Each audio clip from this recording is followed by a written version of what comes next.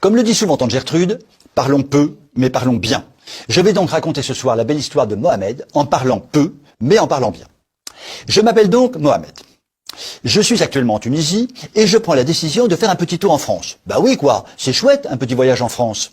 Je me mets donc en rapport avec une association française immigrationniste, ce n'est pas ça qui manque, c'est le moins qu'on puisse dire.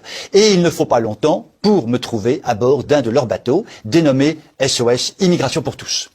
Me voilà transporté, nourri et logé aux frais de la princesse, en l'occurrence la princesse contribuable français, et je débarque à Marseille, et là d'ailleurs, je suis un peu comme chez moi.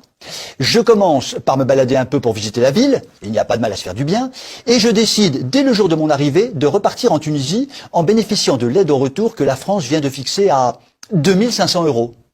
Comme il n'y a pas de mal à se faire du bien, j'empoche la somme et je reviens en Tunisie en avion s'il vous plaît, mon billet d'avion étant payé par la princesse contribuable français. Arrivé à Tunis, je prends langue avec les organisations qui accueillent ceux qui rentrent au pays. Et l'on me propose une aide à ma réinstallation en Tunisie de 10 000 €.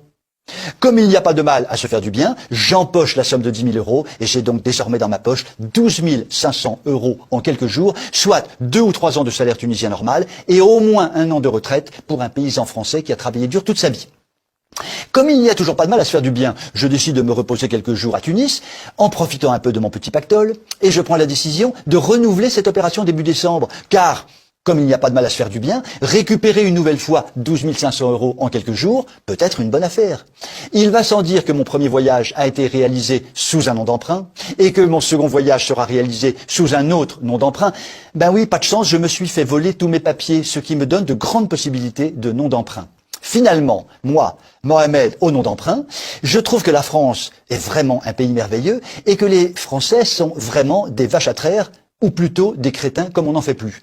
Et comme il n'y a toujours pas de mal à se faire du bien, moi, Mohamed, je compte bien en profiter autant que je pourrai. Je vous souhaite une excellente soirée.